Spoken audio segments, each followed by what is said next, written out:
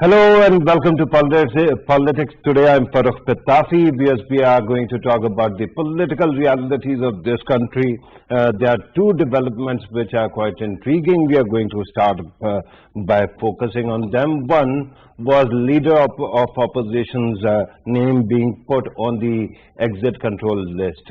We know that he had actually gone to the honorable court to get relief for his name to be removed from the blacklist. That was done. But in the meantime, the government got it challenged the order in a court. And then on the other side, it has also added him on the exit control list. Now, the story is quite interesting because on one side, Shehbaz Sharif, or leader of opposition, wants to travel abroad for his treatment. And as was pointed out by one advisor of the Prime Minister, Shahzad Akbar, he said that it is quite intriguing that on one side, one brother wants to travel to foreign lands for treatment. The other brother, who actually walked out of prison for the treatment, cannot come back because he is advised not to travel. So there was some kind of counterintuitive aspect to it. I thought that I'm going to actually introduce that as well. But apart from that, what exactly is going to become of that? Why is it that the matters of ECL and blacklist, which are two different things, why are they not that much transparent? Why is it that there seems to be a lot of input that goes on?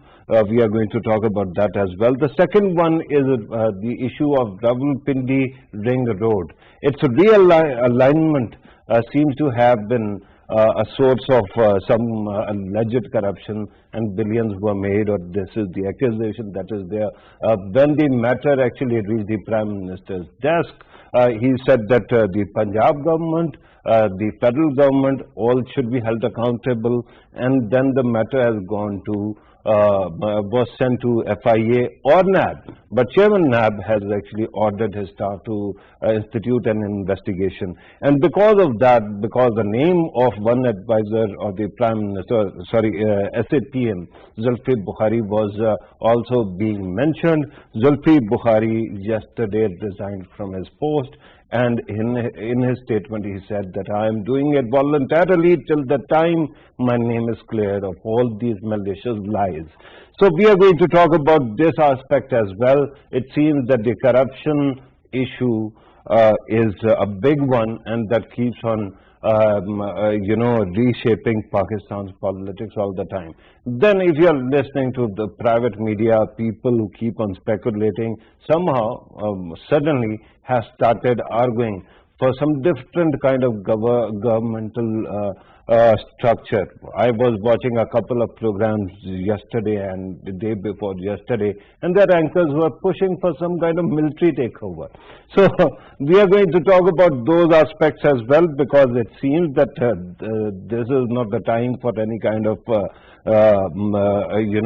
tried, tested and proven wrong ideas. We are going to talk about all these matters in order to help us understand these issues. In the studio, I am joined by Muhammad Ibrahim Khan Sahab, who is an MNA of Pakistan Tehreek-e-Insaf, the ruling party. Thank you very much, sir, for being part of the program. On Skype, we are joined by Rana Ehsan Afzal Khan Sahab. He is a young but emerging leader of Pakistan Muslim League Nawaz, the opposition party. Rana Sahab, thank you very much, sir, for your precious time as well. Barrister Asad Rahim Khan Sahab joins us on Skype as well. He's a legal expert, a columnist, a talk show host, and a prolific writer. Thank you very much, sir, for being part of the program as well. Ibrahim Khan Sahab, I have to start with you, and I have to ask you about both these issues. Why is it that we get this distinct impression that your government was caught by surprise in the judgment also, Shehbaz Sharif judgment, and then also in Ring Road case? To a certain extent, I mean, if you compare it with PMLN, definitely we were caught by surprise, and they were so confident they got their ticket booked in advance even before the decision was taken. Anyways, it was a court decision, So court decisions are always, you can expect certain things, but they have their own mind and they apply their own judgment, and so that's what they did. Anyhow, the complication arose from the situation when they did not follow the rules and procedures after the decision was taken. Okay. They were supposed to go to either to the DG's office, DGFIA's office. You are talking about Shehbaz Sharif. Shehbaz He should Sharif. have gone there. Right. Okay. And they could have gotten their, submitted their certified copy there, or they could have approached the Secretary Interior. Okay. These two places they could have gotten. These two places are basically authorized to delist or put someone on the list. Okay. And they did not adopt the proper procedure, and straightly went on to the airport, and that's where they tried to create a show that we are being denied the right of traveling abroad. No, that's not true. And you realize that there were optics, and those optics actually lend credence to the opposition's victimhood image. No, it really didn't, because we came out straightly on TV shows, and we have told the people, like, these are the rules and procedures, and which every citizen has to adopt.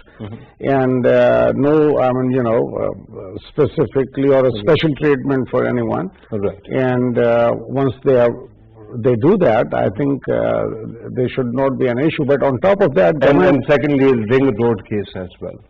Ring Road, before coming to the Ring Road, I would further like to, address that the ECL, the government was able to put their name on the ECL, which is their prerogative. Okay. And they did that, and now court will make a decision about that also. Now coming to the... hang on, because you just pointed out that it was government's prerogative. There are certain things which are not government's prerogative. For example, allowing a convict to walk out of prison and walk out of the country. But there seems to be some kind of discrepancy that you allow the elder Sharif to travel abroad and stay abroad, despite the fact that he is a convicted felon, and you don't allow a person who is still under investigation abroad. And I'm going to come to that. Allow me to actually bring in the other guest. Sure. Then I will also take the input about Ring Road case as well. Let me go to Rana Sahab. Rana Sahab, you can talk about this also. But there seems to be some change in the discourse coming from your party. Particularly, I was listening to Shahid Khan Abbasi Sahab and former Governor Sindh as well. And interestingly, one was saying that whatever disagreements were there between your party and establishment, they have been fixed, they have been solved.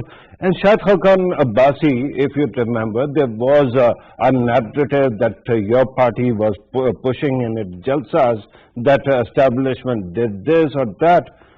Shahid Khan Abbasi suddenly says there was no fight between your party and the establishment. What exactly has changed, sir?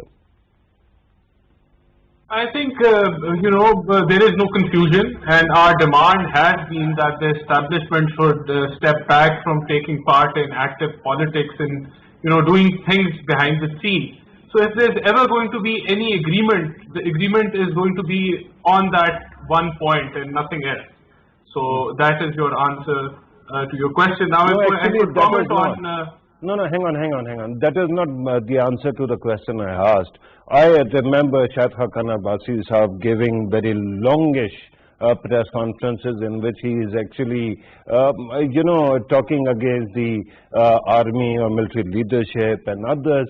All of a sudden, he starts saying that there is no complaint, there is no disagreement, and this is what was happening yesterday on television. So something has changed. What exactly is that thing? And my answer is again that it would be, if something has changed, as you're pointing out, it would be on that point alone, that the establishment steps back from taking active part in political matters, which are supposed to be done by political parties. So Yeah, if they were holding but the finger of the government or the Imran Khan unconstitutionally, and if they've stopped doing that, then that is the okay, only bone of but your contention party with the now says establishment. that it never had those doubts either. So that was the point I was making. But regardless, No, sir, there are there are Next doubts and question, sir. doubts in the history of Pakistan. No, no, sir, Since next 15 years. question. So, Rana sir, next question. Why is it that Shehbaz Sharif Saab has to go out of this country this bad? Why is it that the man who was one who actually takes credit for being one of the best, administrators in the country has to go abroad for his health? Why can't he be treated here? because every Pakistani citizen has a right to go about wherever they want if they're not convicted. It's Okay. just the fundamental right. Why should we make it a case that why does he want to go abroad to get his medical checkup from London? If he wants to do that, it is his right. Simply No, for no. that reason. No, no, hang on. You have I'm not talking about rights, sir. I promise you don't want to open that can of worms. My question was, another one. hang on. Your answer, In I'm terms of asking you- health, in terms of health facilities, what is the treatment that he has to go for, that he has to go abroad? I understand he could have traveled for other purposes, but health is the issue that is being cited. So I am asking you to give us more details. Okay. So, on a lighter note, if the Prime Minister can choose one specific healer or peel, I'm sure, Shehbaz Sharif has the right to choose from which doctor he's supposed to Okay, get a so checkup done. It's nothing more than so let us open that can of worms. You said that Shehbaz Sharif Saab is not convicted. There was one convict that was allowed to go abroad based on humanitarian grounds. Why is it that convict hasn't been able to come back to the country? I'm talking about Mian Nawaz Sharif, sir. Firstly, that person was given permission by the court and the government to travel outside, and it was the government's doctors which recommended that travel. So, firstly, those doctors or those government employees should have been questioned why they're allowed, if they have a question mark on his head. No, hang on. And You the realize, agreement which he signed. sir, Dana Saab, Shehbaz Sharif gave an undertaking to the court that he will bring him back. Yes, he will bring him back, and that undertaking states, when his health allows, and that doctor, recommends that he can travel abroad. Now, if the government has a problem with that, they should take up that guarantee up to court No, but- and challenge it, and make aided procedure. But, sir, with due respect, so it's no, up no. to the government to go about it. Rana And sir, that- with due respect, and that government guarantee has been does not answering that, and I'm it going to does answer not say ask the anywhere government as well. that Shehbaz But Sharif Rana is sir, not- when it comes to your party cannot keep on shifting its goalpost. On one side, you are saying that Shehbaz Sharif had every right to go abroad because he is not a convict.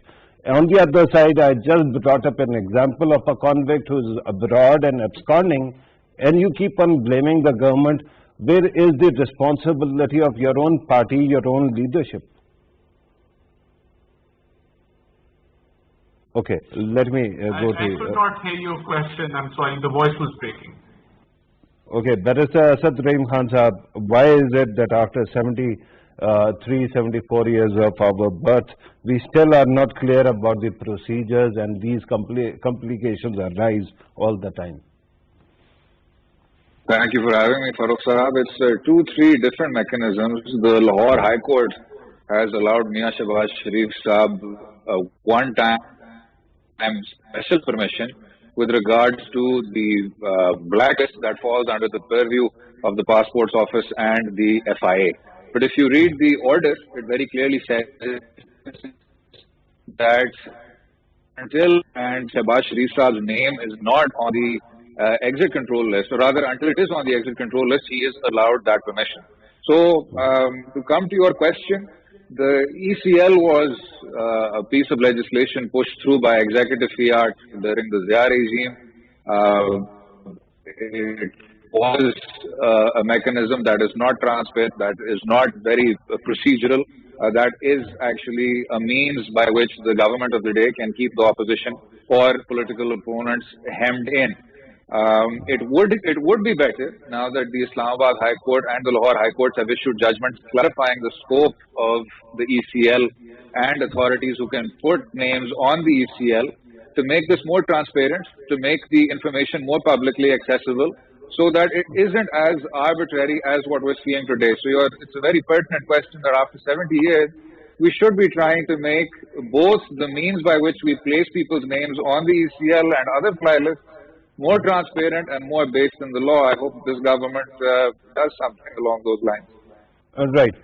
Because earlier, Barrister Sahab, it was pointed out that when Mian Nawaz Sharif was going abroad, he was provided relief both by the government of Pakistan, federal government, and then also by Honorable Lahore High Court. The question right now is, given that we have seen how well it went, should anybody have the powers to let a convict walk out of the prison and out of the country? Well, to the best of my knowledge, Farrukh Saab, this was an executive decision. Should they be able to discriminate for one person versus everyone else? Certainly not. But I would maybe sympathize with Rana Saab's perspective to the extent that the ball was in the government's court for the longest time. Mian Shahbaz Sharif Saab was in prison, he was not convicted. Hamza Shahbaz was in prison, he was not convicted. The Khwaja brothers, Shahid Khan Abbasi, Mifta Ismail, it goes on. And I feel that the goalposts have shifted towards why do we let these people out, as opposed to when they are actually facing the justice system, there isn't any emphasis on conviction, and there isn't any emphasis on a strong, strident prosecution, building a case that stands up in a court of law, goes through the appellate fora, and is able to say through a declaration of law that these people need to be punished for what they've done. But to come back to your point, I think as the Prime Minister himself said, that when they were tabling Mian Nawaz Sharif Saab's medical reports, their own cabinet members expressed sympathy. It's now been proven beyond a shadow of doubt that Mian Saab was not as unwell as he was professing to be, whether it was platelets, whether it was other medical reports. In fact, the PMLN's narrative has dropped the issue of Mian Saab's health. Lekin usme bhi at the front and center is the executive. They did not prosecute this properly, and they provided a privilege they should not have.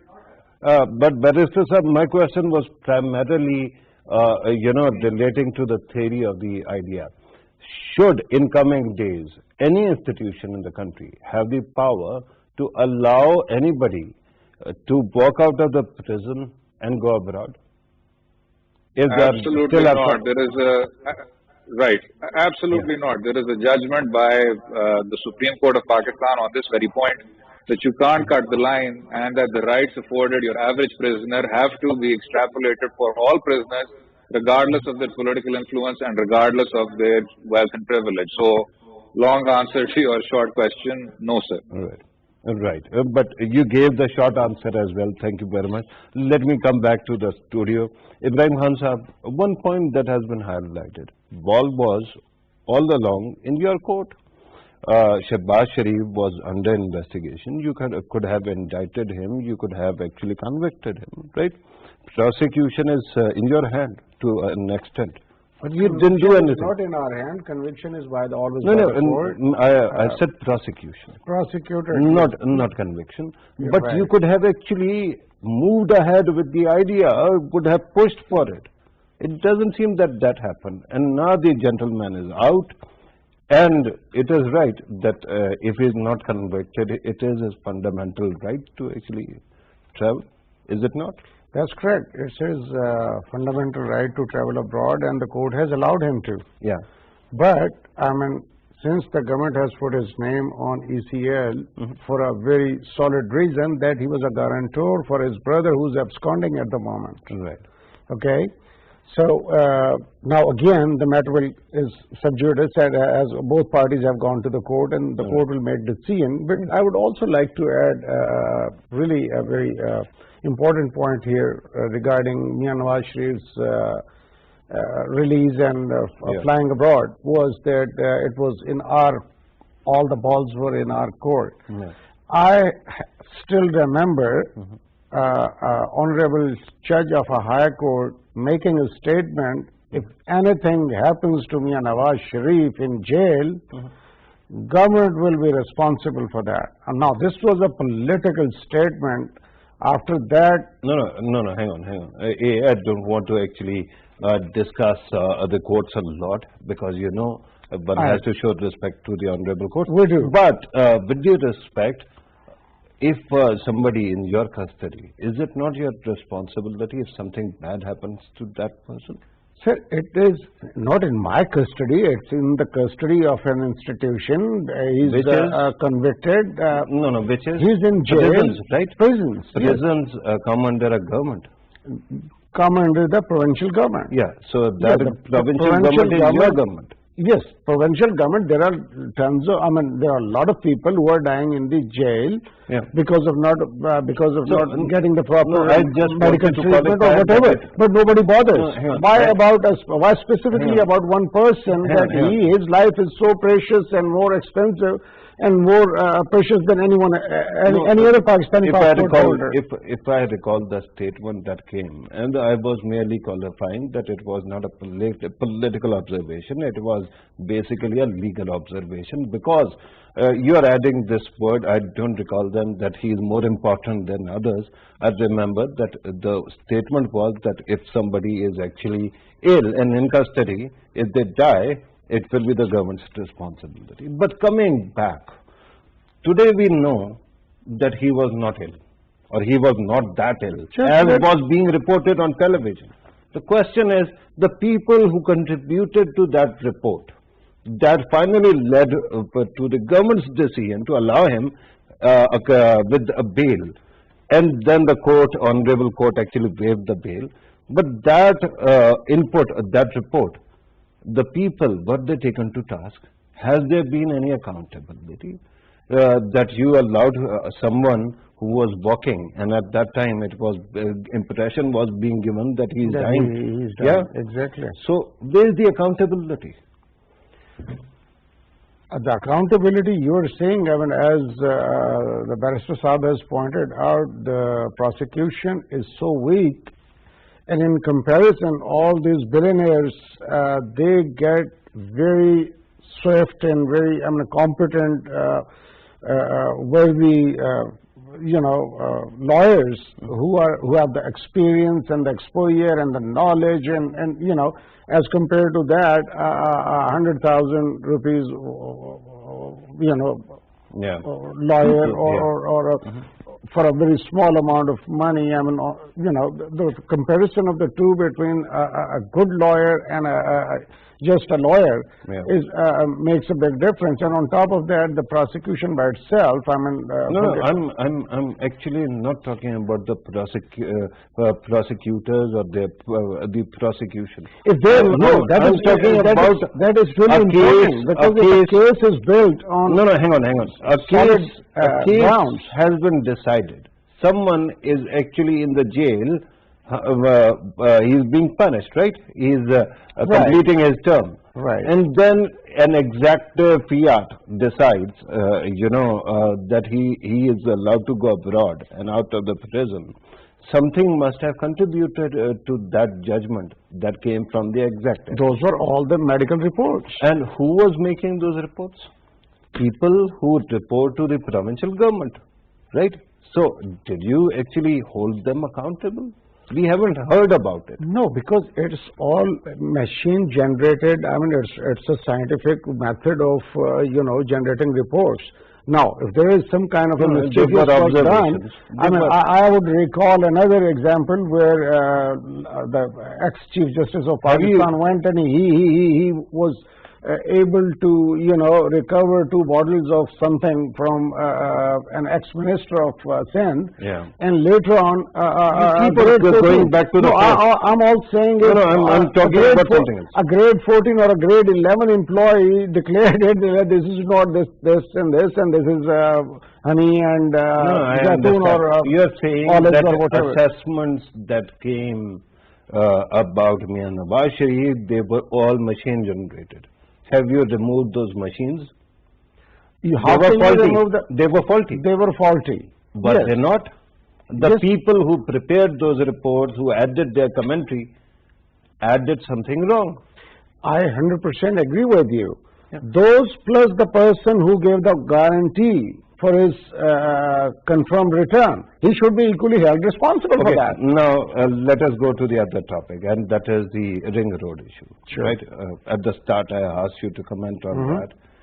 It seems that the matter is too close physically. I mean, it is in Rawalpindi, and it was a joint project between Rawalpindi Development Authority and CDA. It is very close to the administrative center, at the center, right?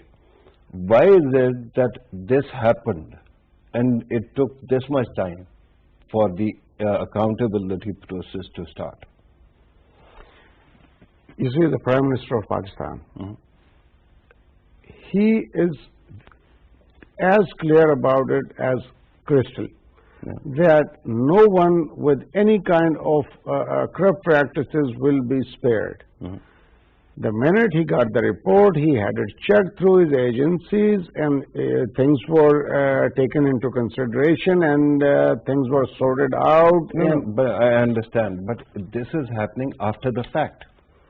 Things happened. You cannot You cannot stop a crime to take place. Why not? Because it's not in your hands. Because it's the people, different people in different CDA positions. reports to a minister. Right.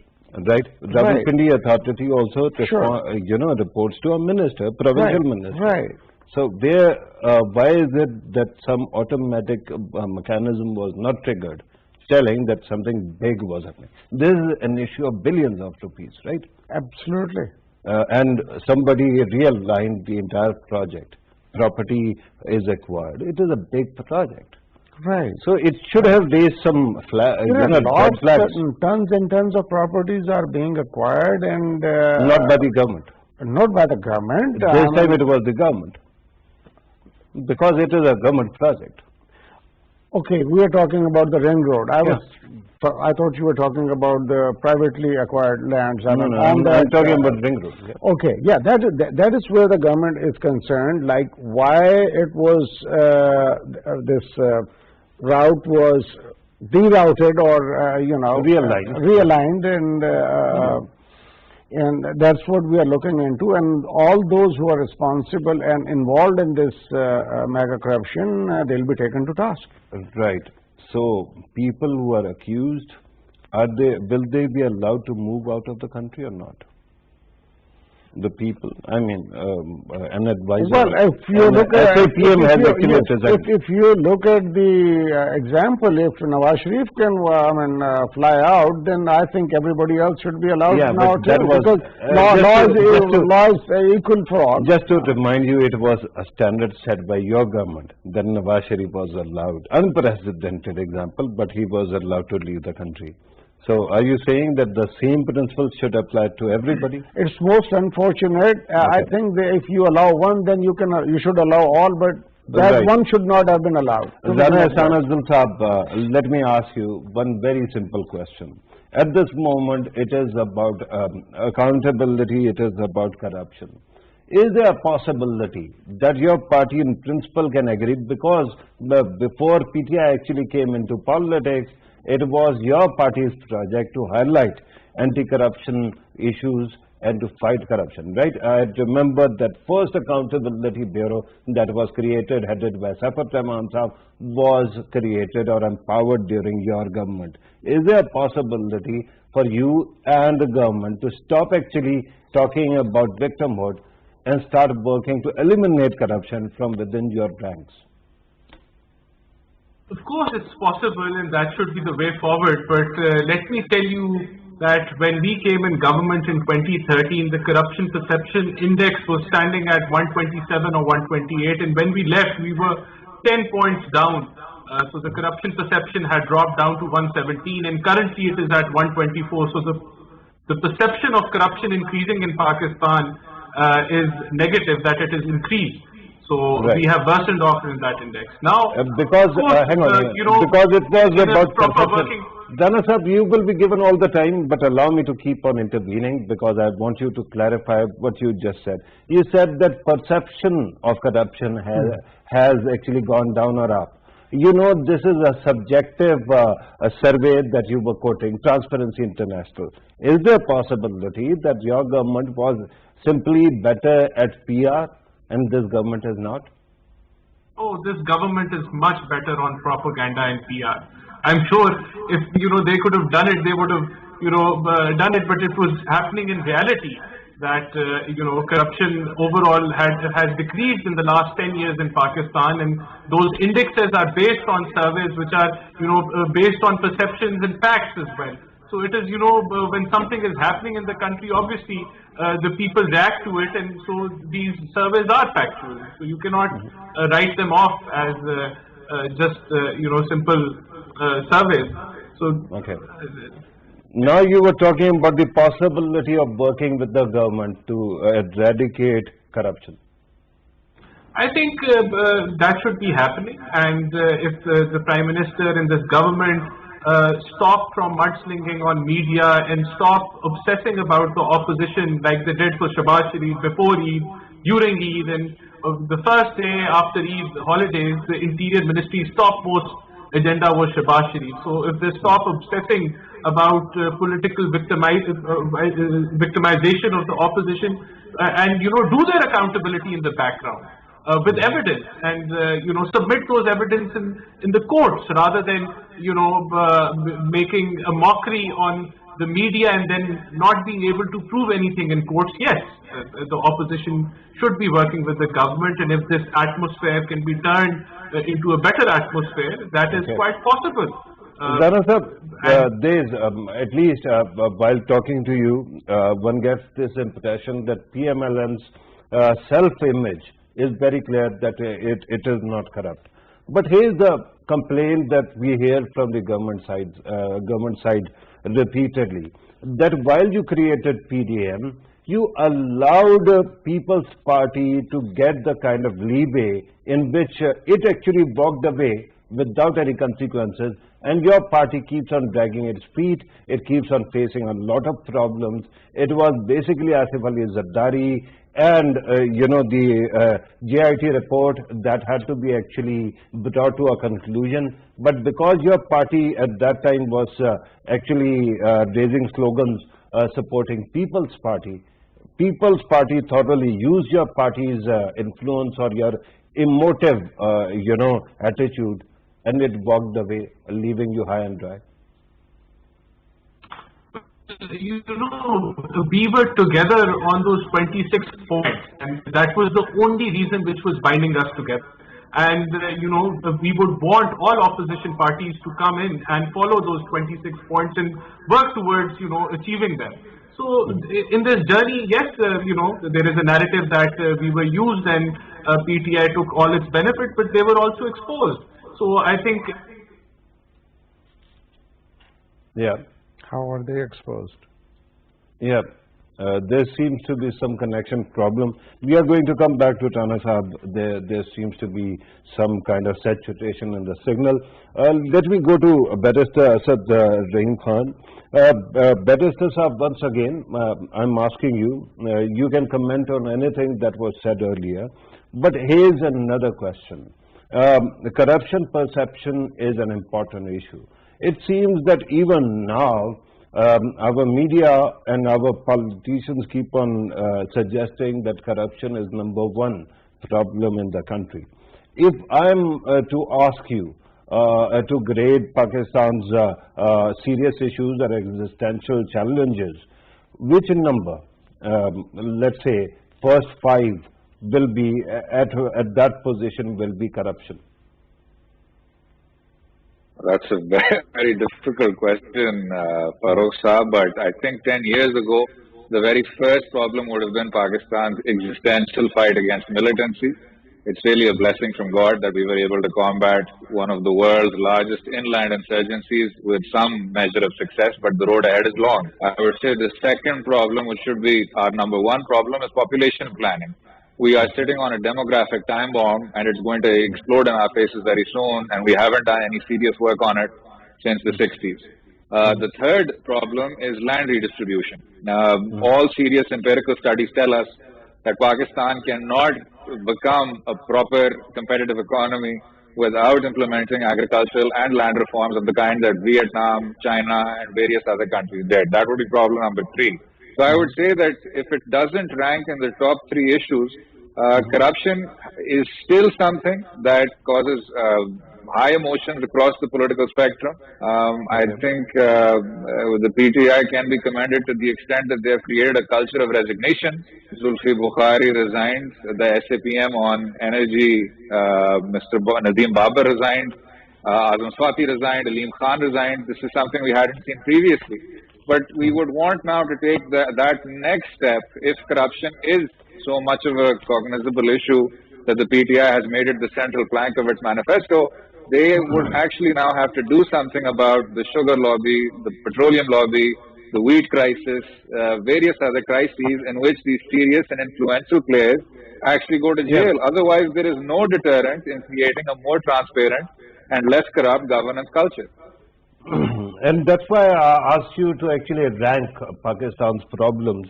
The question is, if it is on the list of priorities number 4, why is it that throughout my entire life, and I'm sure because you're younger than I am, your lifespan as well so far, we have heard that corruption is number 1 issue. It is not something that PTI made the number 1 issue. It is not something that media actually decided that it is the biggest issue. It is even not merely up to one political party or the other. There seems to be a common perception that corruption is the number 1 issue. Why is that? Well, for 2-3 reasons, Farrukh Saab. One, we have a very expanding middle class, and corruption is a fairly low-hanging fruit. There's a good guy, there's a bad guy, the narrative is easy to project, there is punishment at the end, and the sense of indignation, the sense of resentment that ordinary Pakistanis feel towards an economy that hasn't done well, towards a place in the world that isn't where we should be, one is very easily able to say that there's a certain segment that is the root cause of these problems. But I say with great sadness that to a great extent that is correct. Pakistan does suffer from a very venal, very ossified elite that hasn't done anything by way of structural reform, that is only premised on elite capture, and now all the major political parties are also shifting towards a dynasty model. So their children are going to be in charge for the next, for the foreseeable future. I've said this before on your program, but it is shocking that in a 21st century democracy, a party like Awami National Party, their next in line is a 4th generation leader, Mr. Amal Wali Khan. His great-grandfather was the leader. Then you'll have to concede one point, that PTI doesn't have any dynasties, right? At least not at the top. I think if you look towards the Khataks and towards South Punjab and KP, I think PTI has a second tier, which like nothing more but to turn it into a dynasty. But yes, like the MQM and like the Jamaat-e-Islami, PTI suffers less from this problem than do the Muslim leagues, and certainly than does People's Party. I don't know whether MQM and Jamaat-e-Islami can be compared. They have very different structure. But very quickly, sir, I'm told that we are left with a couple of... That's by way of dynastic leaders. Right, that is to say, allow me to actually go for the conclusion. I'm told that we have lost contact with Rana Saab, but let me ask you, MNA Saab, Ibrahim Khan Saab, to actually conclude, and how these 2 cases that are before us, you can bring them to the logical end. A ring road and ECL issue, very quickly.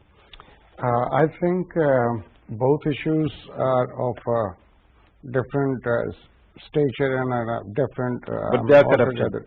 They are, the ECL one is not purely based on this corruption. There are other issues. It is about corruption.